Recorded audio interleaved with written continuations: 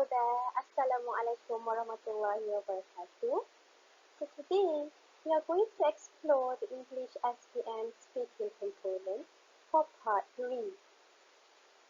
The content standard for this lesson is 2.1 to communicate information, ideas, opinions, and feelings intelligibly on familiar topics. While there are two learning standards of this lesson, firstly is 2.1.1, explain information on familiar topics from diagrams, and 2.1.3, explain and justify opinions. Alright students, I believe that you have been familiarized with the current SPM speaking test format. Okay, if you look at the graphic organizer, the SPM speaking test is divided into and conducted into 3 parts.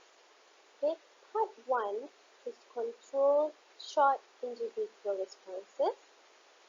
Okay, whereby part 2 it involves individual long-term with a listening candidate response question.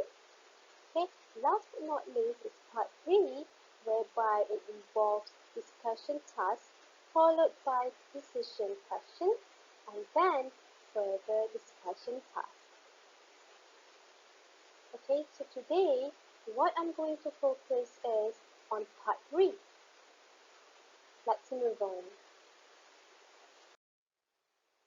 Alright students, this is paper 3419/3, speaking part 3 discussion. Okay, as you can see, part 3 is conducted in 2 phases. Phase 1 is peer-peer discussion, while phase 2 is further discussion, which is led by the interlocutor. Alright, for part 3, students, you are expected to give reasons and explanations, give and justify your opinions. You are also expected to give and respond to suggestions. And last but not least, you are expected to negotiate agreement to reach consensus. Okay students, let's look at how is part 3, phase 1 conducted. Alright, so there are 4 steps altogether. Step 1, a booklet contains a mind map, okay, which includes a central focus question and 6 main points will be given to the candidates. And then step 2, candidates or you will be given 20 seconds to prepare. Step 3, both candidates will discuss the topic given in 2 minutes. While last but not least, step 4, 1 minute will be given to both candidates to conclude the discussion. Alright, bear in mind that in your examination room, you are not allowed to bring any pen or pencil or paper.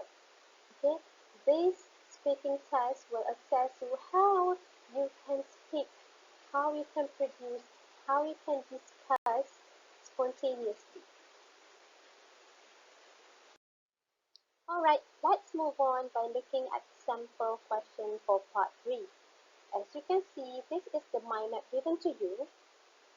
Okay, the mind map includes a central focus question, and here you can see that the central focus question is, what are the qualities of a good leader? There are 6 main points given to you to help you during the discussion. Alright, so while discussing, you can actually choose any points that you intend to elaborate. You can choose 1 or maybe 2 or maybe 3 points, as long as you can, the points that you have chosen can be elaborated within that 2 minutes given to you to discuss with your partner. So normally, the interlocutor will be saying this: Now, talk to each other about the qualities of a good leader. Alright, so before you move on to step 4, okay, you will be given 20 seconds to prepare and to discuss with your partner. Okay, remember for step 4, you are going to conclude the discussion. Alright, in making the conclusion, you and your partner will decide what is the best point based on what you have discussed earlier. Okay, so the interlocutor will be saying, now you have 1 minute to decide together which is the most important quality of a good leader. Alright, done with part 3, phase 1. Now let's move on to part 3, phase 2, and how it is conducted. Basically, there are 2 steps for part 3, phase 2. Alright, so step 1, the booklets will be collected. Candidates will be asked a question related to the topic they have discussed. But remember, for part 3, phase 2, this is a further discussion which is led by the interlocutor. Okay, so step 2, candidates will have 2 minutes to give their personal opinions. Alright, so the interlocutor might be saying, you've been talking about the qualities of a good leader. Now, let's hear your opinion on this. What is the importance of a good leadership? Right? So that 2 minutes afterwards, you and your partner will be discussing on that particular question. Okay, let's look at more samples for part 3. Okay, this is another mind map. Alright, so the central focus question here is, what are the qualities of a good parent? Interesting, right? Okay, students, more sample for part 3. Here you can see the central focus question is asking about ways to save money. Right, so you can see that based on the samples that we have observed before, alright, so the questions, the central focus questions are very much familiar to our life. Alright students, here are some tips to help you to score part 3. Number 1, listen to the question very carefully. Secondly, study the mind map and comprehend the prompt with the 6 ideas related to the topic given. Next, use the 20 seconds to think about the ideas you are going to discuss with your partner. Moreover, make sure you develop and elaborate your ideas properly. Next, take turns to initiate the discussion. Never dominate the discussion. Use only one language, and that is English. Last but not least, always be polite as you speak. Okay, students, let's power up. These are the useful phrases to be used in discussion. How to give opinion. You can say, in my opinion, in my view, or you can say, as far as I can see. Next, you can say, I think, or I feel, or I believe. You can also say, first of all, I like to point out, and you might say, personally speaking, I think. How to give an explanation? You can say, what I mean is, well, the reason is. The reason for this is, or you can say, above all, we must keep in mind that, alright, how to show agreement. You can say, I agree completely. I agree entirely. Or you can say, I couldn't agree with you more. Okay, that shows that you really agree with that person, what another person is saying. Okay, or you can say, precisely, definitely, certainly. Last but not least, you can say, that's a very good point there. Alright, how to show polite disagreement. Remember, always be polite within your discussion.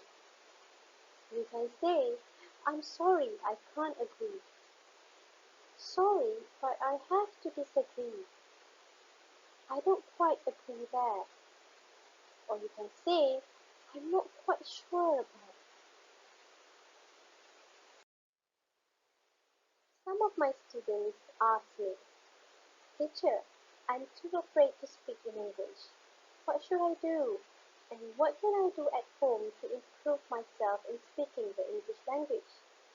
Hence, here are some tips for you. First, don't be too hard on yourself. Give time to progress. Your fear is normal. Right? It's normal to experience fear and anxiety when speaking the English language. Apparently, it is not our mother tongue, but after consistent practice, just deal with it. At the end of the day, after you make an effort to speak in English, you will find that, oh, it's not so bad. This is good. Next, know that English is a skill and it requires consistent practice. Trust me, if you haven't made attempts or efforts to speak in English, you cannot expect to be able to speak the language spontaneously and fluently on the day of your SPM speaking exam. So, start practicing now. Next, it's fine to make mistakes. Always tell yourselves, I will be okay. Basically, mistakes are normal. It's part of the learning journey. So don't be ashamed that you're going to make mistakes when you speak English. But instead, learn from the mistakes and believe that you are learning and getting better in speaking. Next, integrate English into your daily activities at home. There are many ways on how you can integrate English in your daily activities at home. For example, you can listen and sing along to English songs, read aloud English text. I did this a lot when I was younger. Listen to the English radio channels, English podcasts, English movies, converse in English while you are playing online games. Talk to yourself in English. Self-talk in English always helps. I always do this while driving to my school or going back home. It sounds funny, but just take a deep breath, smile, and speak to yourself about what you're going to do or how do you feel on that day. Next, commit to just 5 minutes of learning or speaking a day. Maybe you can call your friend and have a quick chat with anyone whom you are comfortable with to speak the English language. Just to get your mind, your thought, and your tongue be comfortable with the English language. Practice every day. Last but not least, celebrate your small achievements. Always give a pat at your back. Congratulate yourself after making an effort to speak in English. You'll definitely enjoy it. Make sure to always visualize yourself speaking calmly and confidently. My last advice to you is practice, practice, and practice. You can do this.